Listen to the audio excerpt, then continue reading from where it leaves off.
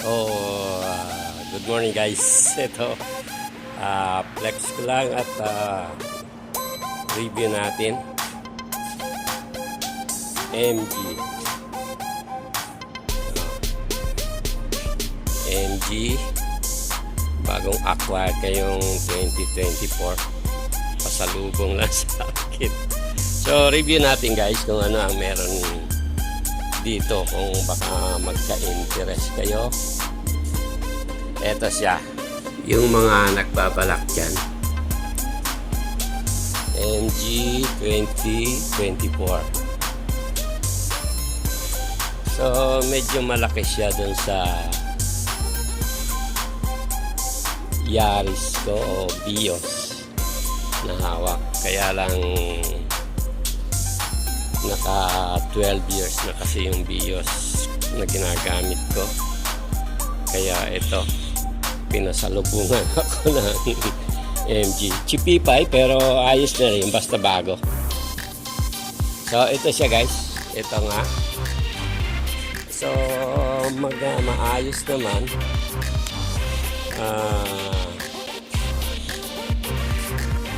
Teka. Ayan.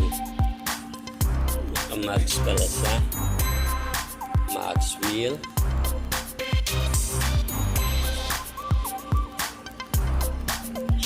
Tapos power window. Lahat naka power window siya. Ayan o. Power window, power lock. Ayan. Ito ang kanyang compartment. Pero ayos naman. O yan.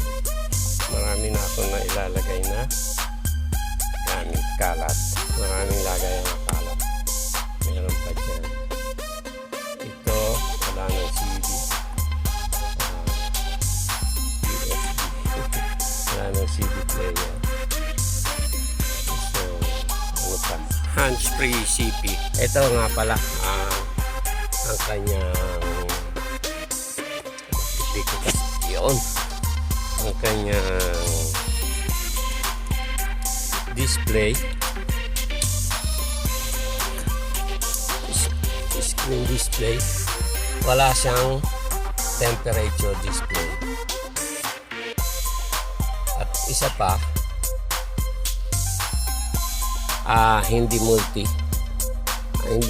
display ang kanyang screen. What else? Wala siyang mga unlocking switch dito sa mga handle.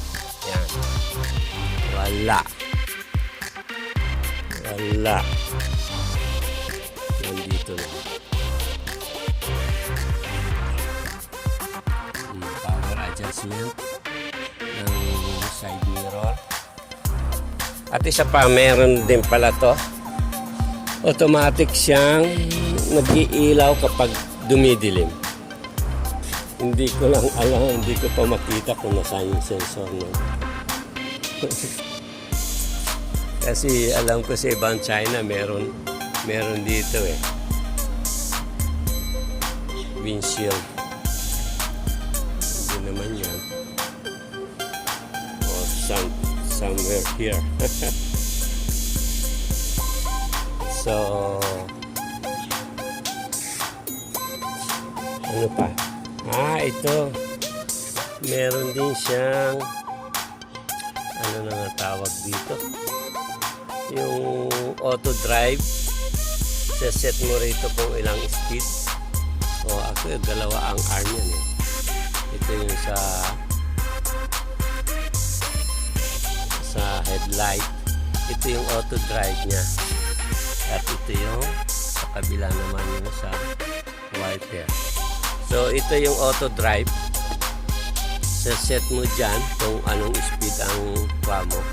For long drive yan Kung sabihin natin 120 o 100 kph ang korsonada mo, isa-set mo rito, automatic na siyang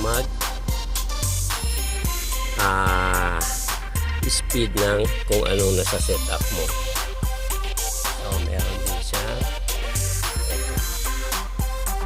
Ang tawag, hindi na parang manual, pero may tawag yan.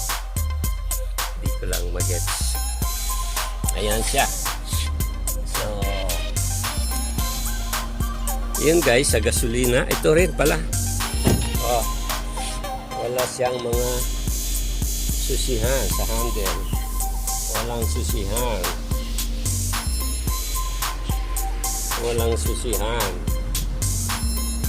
Lahat yan walang susihan guys. So, remote ang ginagamit sa lahat. So, magpakasawa ka sa remote, yari ang battery. So, yun lang guys. MG 2024.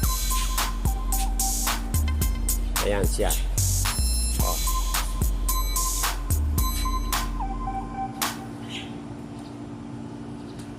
Okay. Fuel consumption parang sa pag traffic malakas eh. Mga 13 liters per 100. So, i-divide mo yun. At kung sa high speed naman, kapag mga naka 100 ka, yun, masyado. Nakuha ko nga siya ng 5 point something or 6 point something yun. So, lumalabas mga 17 liters yun. Kapag normal, pag normal sa traffic, mga 30, mga 9 kilometer, hindi lang, mga 11 kilometers ganun. So, ayan guys. Okay, kung sino ang aspiring dyan ng MG. Okay, bye. Salamat.